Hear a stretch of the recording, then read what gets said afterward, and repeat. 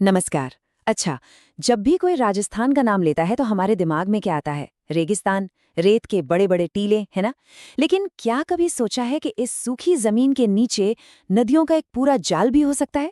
जी हाँ, और आज हम बस उसी जाल को सुलझाने राजस्थान की नदियों के एक बड़े ही अनोखे सफर पर निकलेंगे। जरा इस नक्शे पर नजर डालिए। ये है राजस्थान का पूरा रिवर सिस्टम, यानी नदियों का वो जाल जिसकी हम बात कर रहे थे।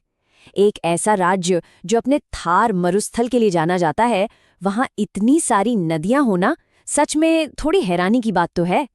यही नदियां इस पूरे इलाके की लाइफलाइन है। तो फिर सबसे बड़ा और दिलचस्प सवाल यही उठता है, भाई इस रेगिस्तान में ये नदियां आती कहाँ से हैं और फिर कहाँ चली जाती हैं? कुछ तो समुद्र तक पहुंच जाती हैं, पर कुछ बस रेत में ही कहीं गुम हो जाती हैं। चलिए आज इसी पहेली को सुलझाते हैं। ठीक है, तो इस पहेली को सुलझाने की चाबी है अरावली पर्वत श्रृंखला। ये जो विशाल रेंज है ना, ये राजस्थान को करीब करीब 2 हिस्सों में बांट देती है और एक ग्रेट वाटर डिवाइड या कह लीजिए महान जल विभाजक का काम करती है।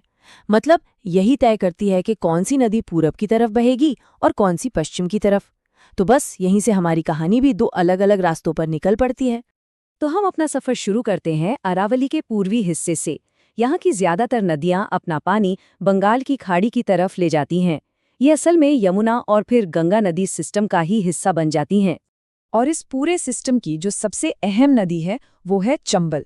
जैसा कि हम नक्शे में देख सकते हैं, ये मध्य प्रदेश से निकलती है, फिर दक्षिण पूर्वी राजस्थान से गुजरती है और आगे जाकर यमुना में मिल जाती है। चंबल की सबसे खास बात यह है कि ये राजस्थान की इकलौती 12 मासी नदी है। मतलब इसमें साल के 12 महीने पानी रहता है। ये राज्य की सबसे लंबी नदी भी है और हमारा मशहूर शहर कोटा वो इसी के किनारे बसा हुआ है। अब चंबल की एक बहुत जरूरी सहायक नदी है बनास। इसका एक और खूबसूरत नाम है वन की आशा। इसकी खासियत यह है कि ये पूरी की पूरी सिर्फ राजस्थान में ही बहती है। अरावली की पहाड़ियों से निकलकर ये चंबल में मिल जाती है। बनास नदी का सफर कोई छोटा मोटा नहीं है। ये करीब 480 किलोमीटर लंबा है और इसी वजह से ये पूरी तरह से सिर्फ राजस्थान में बहने वाली सबसे लंबी नदी बन जाती है। ये दिखाता है कि राज्य का अपना खुद का भी एक कितना बड़ा और जरूरी रिवर सिस्टम है। चलिए अब अरावली के पहाड़ को पार करके दूसरी तरफ चलते हैं। पश्चिम का ये सफर हमें एक बिल्कुल अलग ही तरह के नदी तंत्र से मिलवाएगा। यहाँ की नदियाँ या तो अरब सागर की ओर जाती हैं या फिर रेगिस्तान की रेत में ही कहीं खो जाती हैं। तो पश्चिमी राजस्थान की सबसे महत्वपूर्ण नदी है लूनी, और ये वाकई में एक बहुत ही अनोखी नदी है। इसकी कहानी किसी जादू की तरह है। नक्शे में हम इसका पूरा बहाव क्षेत्र देख सकते हैं, जो काफी बड़ा है। अब देखिए लूनी का सफर कितना दिलचस्प है। ये अजमेर के पास से निकलती है और तब इसका पानी होता है एकदम मीठा। लेकिन जैसे ही ये नदी बालोतरा पहुंचती है, वहां की मिट्टी में जो नमक है उसकी वजह से इसका पानी खारा हो जाता है। और सफर का अंत तो और भी अनोखा है। ये किसी समुद्र तक पहुंचती ही नहीं, बल्कि गुजरात के कच्छ के रण में जाकर बस विलीन हो जाती है। तो यही है लूनी की सबसे बड़ी और सबसे दिलचस्प पहचान।